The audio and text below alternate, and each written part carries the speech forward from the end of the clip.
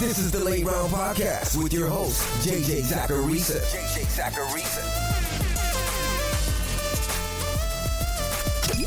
What's up, everyone? It's JJ Zacharisa, and in this episode 863 of the Late Round Fantasy Football Podcast.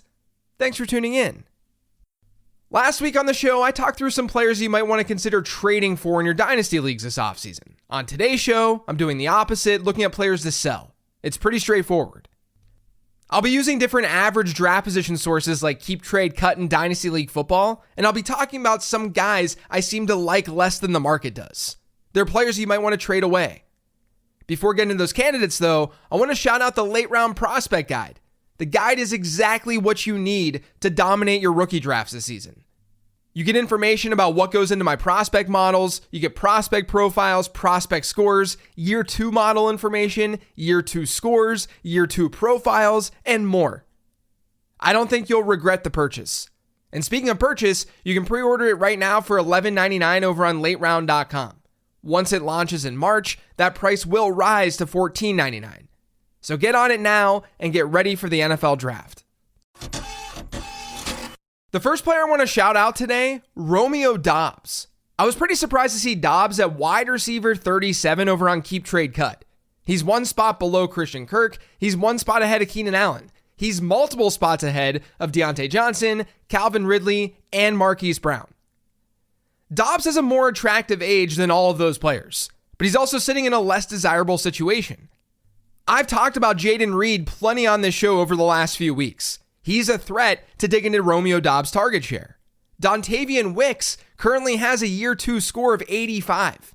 That tells us that he at least has a decent shot to be a consistent wide receiver 3 in fantasy. Christian Watson's there. The young tight ends that the Packers have, both of them showed out and performed well in 2023. Doubs could end up being a 20%, 22% target share player in an offense that lacked alternatives, for sure. He's not a bad player. But when you have a non-elite asset, and I used the same argument for Reed a couple of weeks back, but when you have a non-elite asset, that asset isn't going to command a difference-making target share.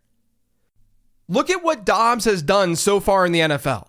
He's played 2 years. In those 2 seasons, he's had a 16% and 17% target share. His yards per route run actually dropped from year 1 to year 2. It went from 1.36 to 1.32.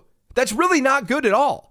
Especially when in 2023, Jayden Reed and Dontavian Wicks both had yards per route run rates over 2. I'll be honest, I actually find it kind of fascinating that Romeo Doubs is ranked 15 wide receiver spots over Dontavian Wicks.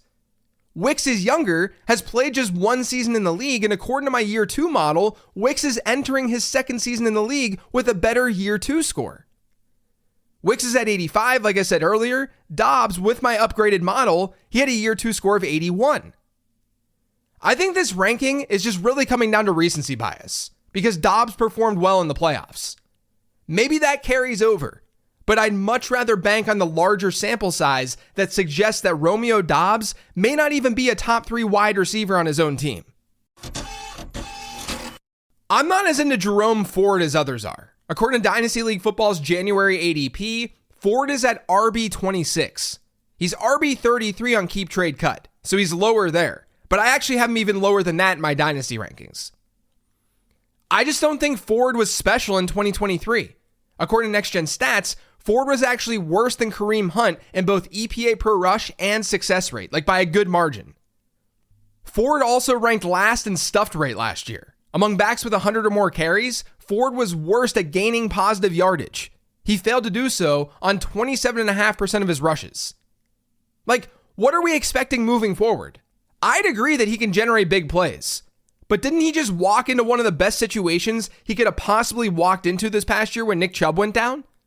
Not only was he a high-end RB3 in PPR points per game, so nothing league-winning at all, but he still wasn't seeing a bell cow workload in that backfield. He was losing significant work to a running back past his prime. Now, Nick Chubb's injury status is definitely up in the air, but I feel like that has to be playing a role here. I'm just not sure why we'd expect any sort of jump in output year over year from Jerome Ford. And he's priced in some spots basically where he finished the 2023 season. I want more upside out of a running back being ranked as an RB3. A player like Chuba Hubbard has more potential in 2024, in my opinion, than Jerome Ford does, and you can get him significantly cheaper in some spots. To me, Ford's a pretty clear sell, especially at RB26, where DLF's ADP has him. Now, I really didn't think I'd be going this direction on today's show, but I saw Chase Brown's January ADP on Dynasty League Football last week, and I realized that there are going to be some people who are very, very high on him this offseason. Let's first look at the pluses, because there are some. I understand the argument for Chase Brown. Joe Mixon is a cut candidate again, and Brown is the second best running back on that roster. He might even be the best running back on that roster. No Mixon would mean better things for Chase Brown. Now, on top of that, Brown showed off something that Joe Mixon doesn't really have, and that's explosion. He carried the ball 44 times this past season. He gained 20 or more yards on 2 of those rushes. Yes, that's a small sample size, but it's a 20-plus yard run rate of 4.6%. Mixon has been above 2.5% within that statistic just once across his entire career.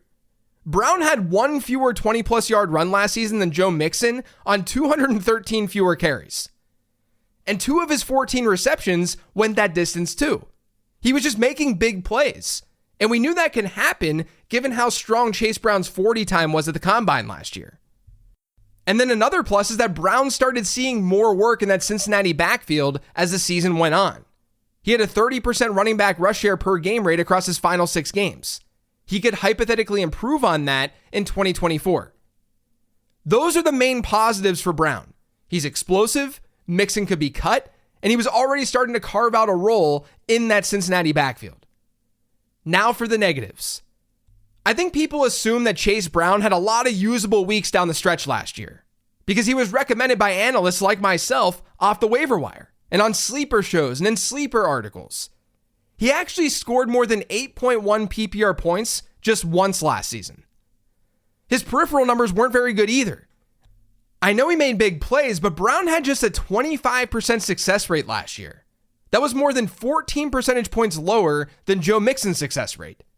Yes, again, that's on a small sample size. But if we're going to credit him for the big plays that he made, we also have to point out the fact that he was a high variance runner. Now, I will say, his yards per route run last year, absolutely elite. Among players who ran 30 or more routes last season at running back, Brown's yards per route run was by far the best in the league.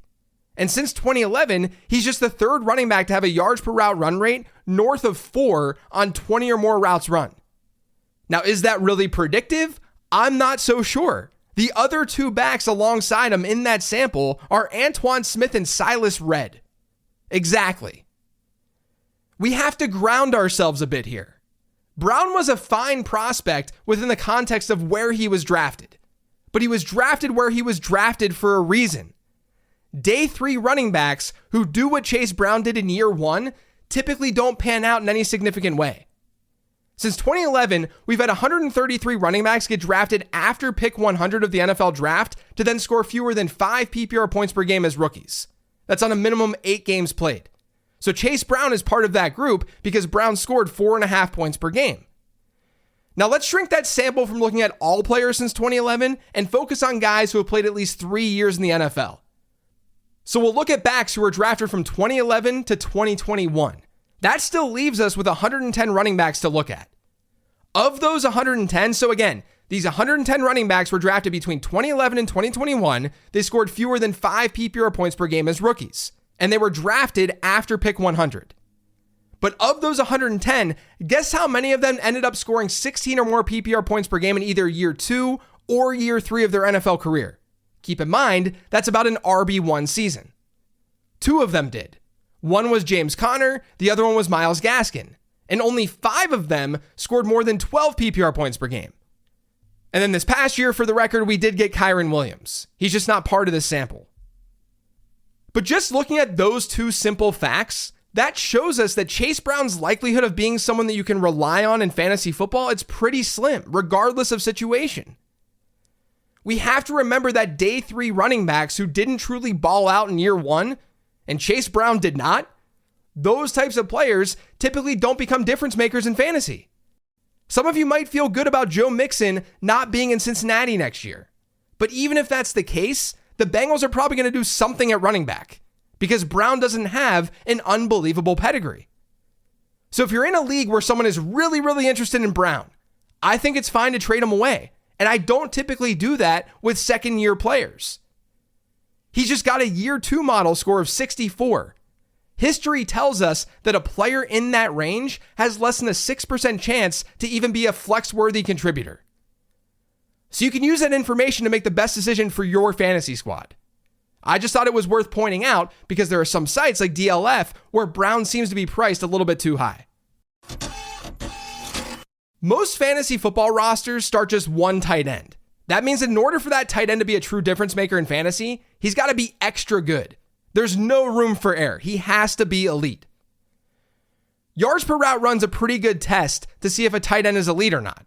We've had 33 tight end seasons since 2011 where the tight end ran 300 or more routes and hit a yards per route run rate of 2.0 or higher. Of that group, we only have 15 unique players. And the vast majority of those players were year in, year out ballers in fantasy football. They were the difference makers.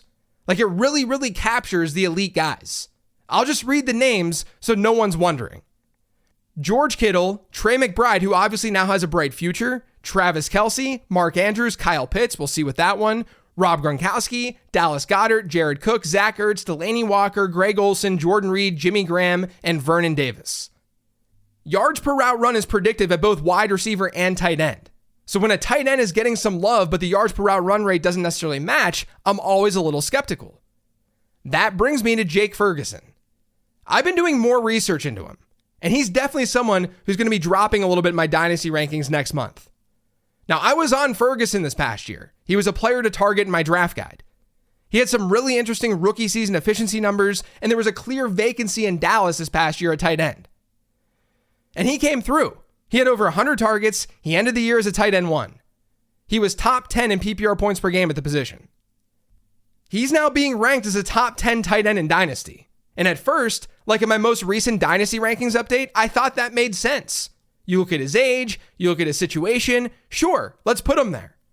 But Ferguson's year 2 yards per route run rate was actually kind of mediocre. It was 1.46. His target share per game was great, but Dallas effectively used Jake Ferguson like they had used Dalton Schultz. And for a couple of years on this podcast, I sat behind this microphone and I talked about Dalton Schultz as a low ceiling player. It's probably the same for Jake Ferguson. He's an outlet for Dak Prescott who can take advantage of the way that most fantasy leagues are scored. But Ferguson had an average depth of target this past year of just 6.2.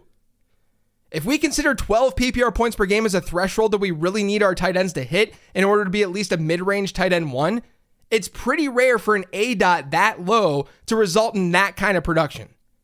In fact, since 2011, only 4 tight ends with a 6.5 average depth of target or lower have gotten a 12 PPR points per game.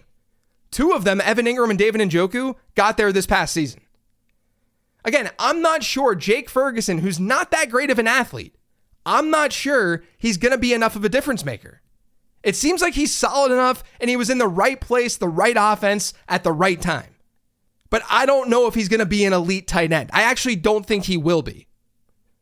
As I sat back and I thought about his ranking, I realized that where he's being placed is sort of at the top of his tier. If you can get someone like Cole Kmet plus for Jake Ferguson, I'd do that all day. And guess what? Cole Kmet's actually younger than Jake Ferguson. Sometimes it's difficult to know exactly how the masses are viewing a player, but DLF has Deebo Samuel listed at wide receiver 14 in their January startup ADP, and that's insanely rich. Deebo's listed ahead of Michael Pittman, Jordan Addison, T. Higgins, DK Metcalf, Jackson Smith-Njigba, Zay Flowers, Tank Dell, Nico Collins, Rashee Rice, and Drake London. You could make an argument pretty easily for any of those players ahead of Deebo Samuel right now. Samuel just turned 28. So he's around and potentially past the age apex at wide receiver. He's coming off a strong season, sure, but Samuel saw his lowest target share per game rate since 2020 this past year. His targets per route run was lowest since his rookie year. And according to PFF's expected touchdowns formula, Deebo outperformed touchdown expectation by over 5 touchdowns in 2023. Of course, he's good. He's going to do outlier type things. But keep in mind, in 2022, he underperformed expectation. It's not like he's a lock to be 5 touchdowns better than expectation year over year. If you can get any of those wide receivers that I just mentioned plus something else in a trade with Deebo Samuel, I'd go for it. You'd be getting younger and you'd be getting a player who has a similar range of outcomes in the short term. Now, I love Deebo the player. It's hard not to. But wide receiver 14 is really high for a 28-year-old wideout who can't seem to stay healthy, who saw a slight dip in volume this past year, and who's a touchdown regression candidate. So I think Deebo makes sense as a sell. We're going to finish today's show with Kenneth Walker. Once again, after digging into individual seasons from players this past year and writing up some year 2 profiles for the prospect guide, I realized that I was too high on a player. This time it's Kenneth Walker. Look, the running back position right now is tough in Dynasty. You can make the case for a few guys up top, and then you start to get into question marks as early as like RB6. I understand why Kenneth Walker is ranked as the RB8, RB9 as a result. You have to rank someone there. But after taking a deeper look into this, I also think that you can use this running back landscape and the way things look to your advantage. I mentioned it over and over again during the draft process when Walker was coming out, but he had serious pass catching concerns as a prospect. We had to do a lot of projecting to assume that he'd be a true bell cow back in the NFL. And so far, through 2 years in the league, he hasn't been a true bell cow. Walker saw a sub 7% target share per game rate as a rookie. It was under 8% as a second-year player. If we want to use 16 plus PPR points per game as a cutoff for an RB1 season, since 2011, just 10% of 16 plus PPR point per game seasons came from running backs with a sub 8% target share per game rate. There's a new coaching staff in town, so there's some variance involved with Walker's workload or projected workload. Walker's usage could completely flip. Maybe that's the case. We just don't know. But don't forget about Zach Charbonnet. Charbonnet essentially saw like a 30% backfield share last year. Let's say it was a 70-30 split in favor of Walker, or maybe 65-35. He ended up seeing a higher target share per game rate than Kenneth Walker did. But what's really interesting is what happened on the ground. When you look at what those two running backs did as rushers, it actually wasn't all that different. I think a lot of people would assume that Kenneth Walker was by far the better runner between the two. And he's definitely the more explosive and the more entertaining player to watch. But according to Next Gen Stats, Charbonnet was better in rushing yards over expected per carry, his EPA per carry was almost identical, and his success rate was about 1.5 point better than Kenneth Walker's. And what's really interesting about this comparison between Walker and Charbonnet as rushers is that Charbonnet had a better rate than Kenneth Walker last year at gaining 10 plus yards and 20 plus yards. And Charbonnet was better at not getting stuffed, something we all figured out would end up happening because in 2022, Walker really struggled at times to gain positive yards. That was my reasoning as to why I thought the two of them could pair well together. Charbonnet is more of a bruiser. He's like James Conner. Walker has more speed and he's more of a home run threat. That combination could really work in a run-centric offense. In 2022, so 2 seasons ago, Walker ranked last in his rate of gaining positive yards per rush. He was dead last among all 100-plus attempt rushers. In 2023, he ranked in the bottom 10.